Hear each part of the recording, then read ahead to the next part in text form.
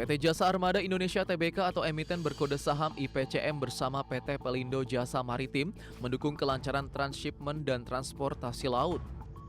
Dukungan diberikan untuk komoditas strategis seperti nikel, tembaga, dan batu bara.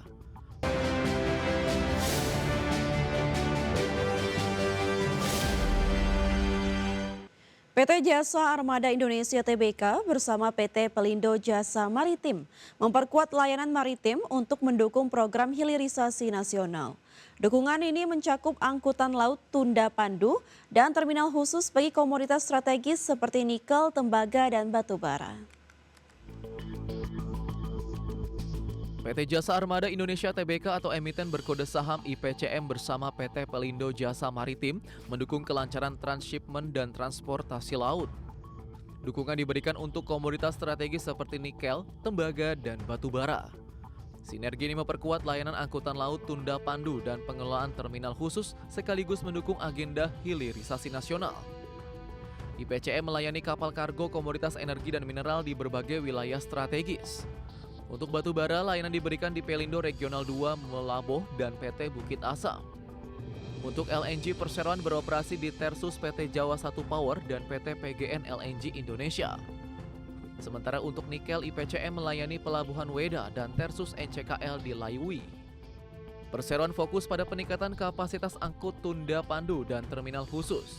IPCM dan SPJM juga menjalin kolaborasi dengan BUMN pemilik proyek hilirisasi termasuk PT Bukit Asam dan Pertamina. Langkah ini untuk memastikan kelancaran rantai pasok energi dan mineral nasional.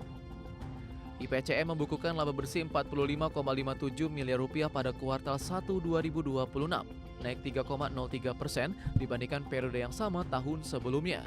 Total aset meningkat menjadi 1,79 triliun rupiah dan arus kas operasi naik 36,29% menjadi 102,10 miliar rupiah. Kinerja ini menjadi fondasi ekspansi dan dukungan hilirisasi nasional. Tim Liputan IDX Channel.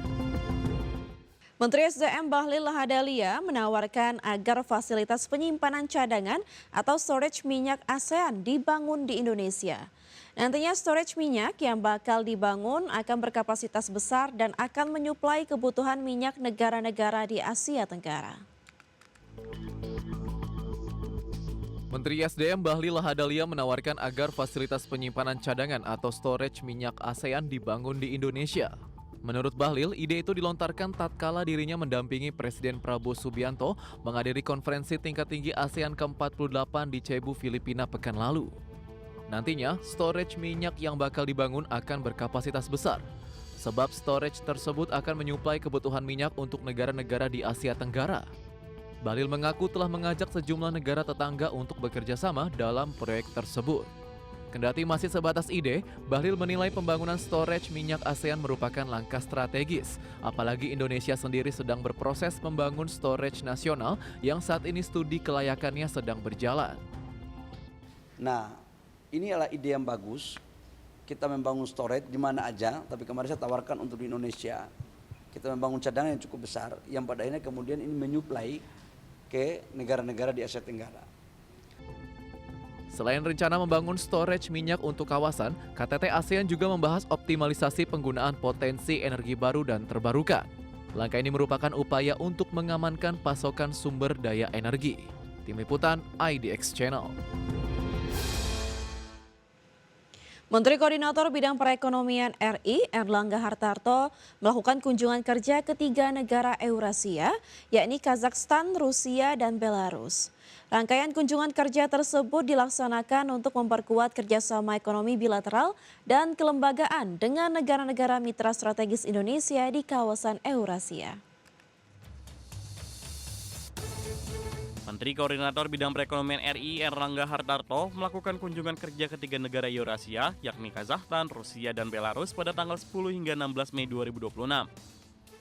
Rangkaian kunjungan kerja tersebut dilaksanakan untuk memperkuat kerjasama ekonomi bilateral dan kelembagaan dengan negara-negara mitra strategis Indonesia di kawasan Eurasia. Kunjungan kerja ini berlangsung dalam momentum yang strategis, yaitu seiring dengan telah ditandatangannya Indonesia-Eurasian Economic Union Free Trade Agreement pada tanggal 21 Desember 2025 yang lalu. Kesepakatan tersebut akan menjadi platform penting untuk memperluas akses pasar, meningkatkan perdagangan, memperkuat konektivitas logistik, serta membuka peluang kerjasama ekonomi yang lebih luas antara Indonesia dan negara-negara anggota Eurasian Economic Union. Menko Erlangga dijadwalkan menghadiri sejumlah pertemuan penting dengan para pimpinan pemerintahan dengan agenda utama antara lain pertemuan dengan Perdana Menteri Kazakhstan di Astana dan Perdana Menteri Belarus di Minsk, serta memimpin delegasi RI pada sidang komisi bersama. Ketiga forum ini menjadi mekanisme penting dalam mendorong tindak lanjut kerjasama ekonomi bilateral secara lebih konkret, terarah, dan saling menguntungkan.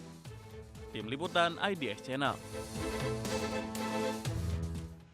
Kementerian Perdagangan akan merevisi peraturan untuk menata kembali ekosistem e-commerce atau belanja daring di Indonesia. Mendak Budi Santoso tak ingin ada salah satu pihak yang merasa rugi dari kebijakan yang dijalankan. Harapannya pembahasan ekosistem e-commerce itu bisa selesai pada Mei 2026 ini. Menteri Perdagangan Budi Santoso mengungkapkan rencana revisi peraturan untuk menata kembali ekosistem e-commerce atau belanja daring. Mendak tak ingin ada salah satu pihak yang merasa rugi dari kebijakan yang dijalankan. Budi menyebut saat ini pihaknya tengah mempersiapkan revisi peraturan Menteri Perdagangan soal ekosistem e-commerce. Meski begitu, Mendak enggan mengungkapkan isinya karena masih dalam pembahasan. Budi mengatakan pada prinsipnya perlindungan konsumen menjadi penting. Selain itu, unsur hak dan kewajiban konsumen serta penjual dalam ekosistem e-commerce tadi juga turut menjadi perhatian. Harapannya pembahasan ekosistem e-commerce itu bisa selesai pada Mei 2026 ini. Ekosistem e-commerce itu kan banyak sekali. Jadi kita nggak hanya ngomongin yang besar, yang kecil, tapi semua stakeholder yang terkait dengan e-commerce. Hak dan kewajibannya supaya tidak ada yang dirugikan, ya, harus saling menguntungkan sehingga semua itu berjalan. Antara kan e-commerce juga butuh seller, ya. Seller juga butuh e-commerce. Tapi bagaimana mereka itu bisa berjalan bersama, ya, hak dan kewajiban masing-masing harus terpenuhi, harus saling menguntungkan. Ya, kalau ada yang dirugikan nanti pasti ekosistem itu tidak berjalan dengan bagus. Tentu banyak instrumen yang kita lihat kembali, ya. Kita lihat kembali, kita evaluasi kembali. Sebelumnya, pemerintah berencana mengatur biaya administrasi atau admin fee di situs e-commerce seperti Shopee, Tokopedia, Lazada, dan platform sejenis melalui revisi Peraturan Menteri Perdagangan Nomor 31 Tahun 2023. Rencana ini mendapat perhatian dari Asosiasi E-commerce Indonesia yang meminta agar kebijakan tersebut disusun secara hati-hati agar tidak berdampak luas pada ekosistem perdagangan digital nasional. Tim Liputan IDX Channel. Pemirsa, PT IMC Pelita Logistik Tbk menetapkan dividen tunai 25,6 miliar rupiah atau Rp5 per saham untuk tahun buku 2025. Pembagian dividen ini didukung saldo laba ditahan dan ekuitas perseroan yang masih kuat.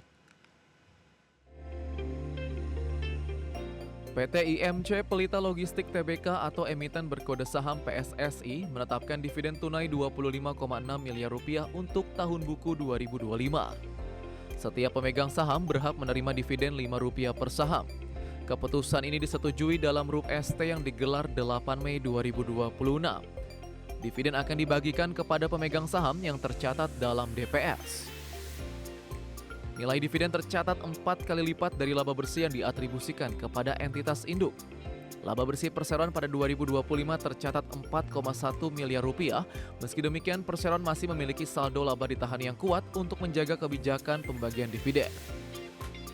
Saldo laba ditahan yang tidak dibatasi penggunaannya mencapai Rp1,61 triliun. Total ekuitas perseroan tercatat Rp2,57 triliun. Kondisi ini menunjukkan struktur permodalan yang masih solid dalam mendukung operasional dan kebijakan korporasi. Hukum dividen pasar reguler dan negosiasi ditetapkan pada 20 Mei 2026. Ex-dividen pasar reguler pada 21 Mei 2026. Pembayaran dividen akan dilakukan pada 11 Juni 2026 kepada pemegang saham yang tercatat pada 22 Mei 2026. Tim Liputan IDX Channel. PT Goto Gojek Tokopedia Tbk berencana melakukan buyback saham dengan nilai maksimal Rp3,5 triliun. Aksi korporasi ini ditujukan untuk memperkuat struktur permodalan dan menjaga kinerja saham perseroan. PT Goto Gojek, Tokopedia Tbk atau emiten berkode saham GOTO kembali mengumumkan rencana pembelian kembali saham. Nilai buyback maksimal mencapai 3,5 triliun rupiah. Aksi ini akan dimintakan persetujuan dalam RUPS LB pada 18 Juni 2026. Pelaksanaan buyback dijadwalkan berlangsung hingga 18 Juni 2027. Perseroan menegaskan jumlah saham yang dibeli kembali tidak akan melebihi 10% dari modal disetor termasuk saham treasury yang telah dimiliki. Hingga 30 April 2026, GOTO memiliki 39,29 miliar saham treasury, setara 3,30% dari total modal ditempatkan dan disetor. Manajemen menyatakan dana buyback ini tidak berasal dari hasil penawaran umum maupun pinjaman. Dengan demikian, aksi ini tidak akan membebani struktur pendanaan perseroan. Buyback juga dinilai memberikan fleksibilitas dalam pengelolaan modal sekaligus mengoptimalkan struktur permodalan perusahaan.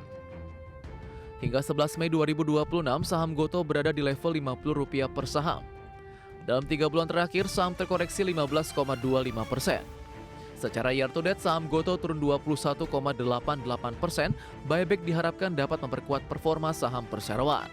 Tim Liputan IDX Channel.